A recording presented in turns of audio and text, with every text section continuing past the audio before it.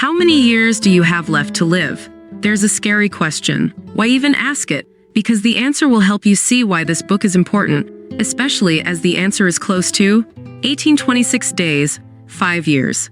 Yes, 5 years. Worse than you thought?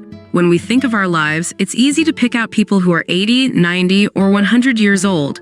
We see them and wonder, gee, they've lived for a long time. It makes life seem almost endless, especially when we're younger, but only fooling ourselves. What does it really mean to live? It all starts with being free. There's not much to life if you're trapped in a cave or forced to do things you don't want to do. It's why most nations' worst punishment, other than execution, is locking people up in prison. Free time is at the root of that magical word happiness, which we will soon explore. As children at school, we dreamed of the holidays. Working adults do the same. We need time that we control to reach our goals in life, without distractions. We call this free time. On our deathbeds, we want to know that we tried our best to make our life worth something. Indeed, the greatest regret of those dying is that they lived the way others wanted them to.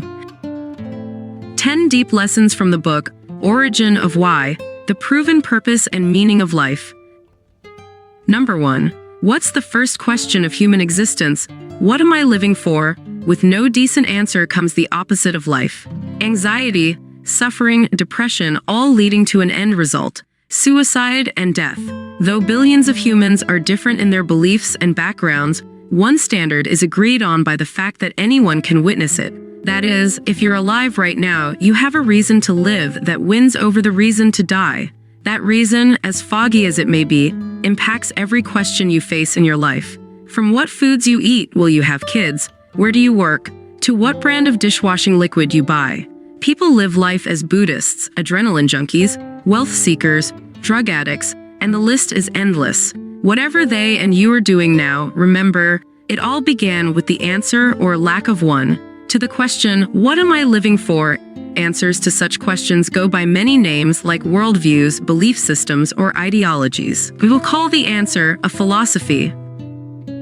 Number 2. If we are to live to our full potential, our actions must pursue the greatest good for the greatest number of people, leaving the result for future generations to benefit and use after we die. This sums up in the broadest way many other meanings mentioned, while importantly laying out the criteria for how one is to seek it. Have you heard people say, it's a means to an end? Now with the above, you know what the ultimate end is. Knowing this, we can better find a purpose that has the best chance of seeking the meaning. Indeed, the above meaning sentence, like anything, is not out of the blue. Number 3.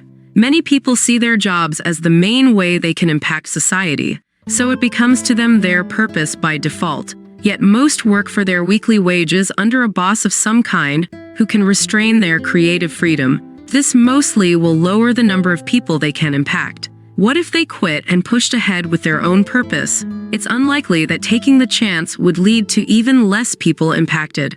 More lottery tickets bought lead to more chances of winning, and the same goes here. As more people take the challenge, the chance of more impact increases overall. Sure, not everyone will end up touching billions of people in their lives, but if hundreds of thousands or millions of people try to together, they can benefit billions of people when their collective impacts are combined. Number 4. A friend of yours who is drinking alcohol at a club on a night out may think that they're just relaxing, and that this is good for their health after a tiresome week. However, science has shown that such drinking is hurting their health. Also, they are in a spot where they are 90% more likely to be robbed than if they went across the street. Numbers like these help us choose which actions to take in different areas of our life. We can't deny that scientists can also be blinded, contributing to some of the worst horrors in human history. It's for this reason that new ideas need to be tested many times to find the closest path to truth, rather than being believed blindly. It's by this method that many societies, after a long and bloody process of trial and error, made laws to stop certain human actions. Why? Because most illegal actions weaken and destroy human life, while most legal actions do the reverse. Number 5. Take a look at all the things around you right now that were made by humans. How many different things can you count? Too many. It's an unavoidable fact that nearly all that we use was made or impacted by humans. The built modern world did not magically pop out of thin air. It was the purposeful result of the unique human function to innovate, from the trains that move millions of people each day to the thousands of tiny parts and tools that built the screen you may be reading from right now. To the humble desk on which many of us get work done, everything man-made came from the purposes of different people combining what already existed.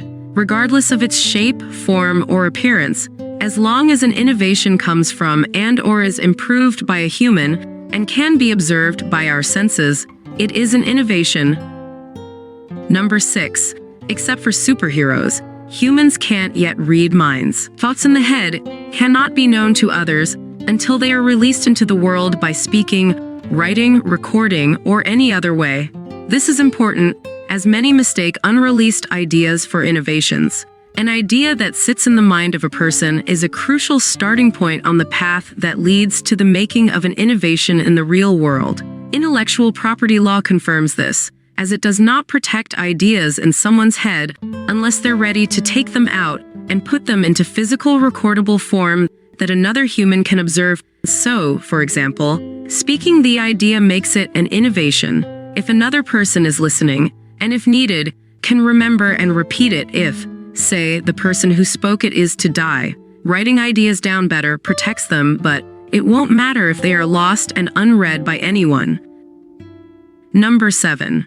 Websites like Amazon.com boost productivity by giving more choice, cheaper prices, and faster and more accurate search results. There is even a one-click checkout button which buys the item without any more clicks needed. Items bought are then posted to your door, so no time is lost having to pick them up in a shop. Some may remember what you had to do before the internet to find some uncommon product, like a rare music album. You'd have to call record stores to check their database, search in many mail-order catalogs, and maybe go to a few garage sales. If you traded stocks, you'd have to call and place orders over the phone or else do it by posting your instructions. Now, most people buy or sell stocks instantly on a website. Money can be sent in seconds with internet banking, rather than taking an hour to make the trip and stand in line at a bank branch. Yes, many productive innovations are expensive when they first come out, like the original cars, but as more people use them, the more are made, the cheaper they get. Number 8. What evolution has done to unify the natural world, we will try to do to unify the social world. We see the engine that's driving history as innovation combination. The more innovations people can use, the more actions occur, and so the more likely it will be that innovations will continue combining. Yet if there are no new combinations, society is forced to use the same old innovations and do the same actions as were done centuries ago. Little or no change in actions means little change in history, as we see from those rare Amazonian tribes which use the same tools their ancestors did. Being cut off from the world means fewer innovations mix with the ones they use. Also, it leads to less chance for life expectancy or living standards to grow. North Korea is a modern example of this. The more a nation isolates itself from the world's innovations, the worse off it becomes. Number 9. What am I creating? This is the question we most urgently need to ask, as it's the productive innovation we make that is our purpose, which connects us to the meaning of life, to seek the greatest good for the greatest number. We've tried to show how this is done with productive innovations, which by historical selection have shaped history's turning points. This has led us today to the next turning point, when innovations will take most of our jobs, freeing more of humanity to finally find their purpose to seek the meaning of life. Early readers of this book's draft asked, "What do you call all that's written here?" Plenty of isms exist, and I did not want to add to them, but to easily name a book's concepts gives productivity in itself. What's in this book is what we hope will lead to prosperity in all its definitions. So we choose prosperism. Prosperism is a way of life where most actions, if possible, seek the greatest good for the greatest number of people by making productive innovations which increase life expectancy for society. Number 10. Research shows that the eating habits of parents may have a direct effect on the life expectancy of even their unborn grandchildren, and possibly generations beyond that. Take the embryo of a baby in a half-starved mother, who as a result has a smaller pelvis size. Epigenetic tags would send instruction to prevent the baby fetus from growing to a healthy size to keep it small enough to push through her narrow birth canal. This results in an underdeveloped baby likely to have health problems as an adult. If you haven't subscribed to our channel, you probably will not see us again. If you have, congratulations, you are growing every day.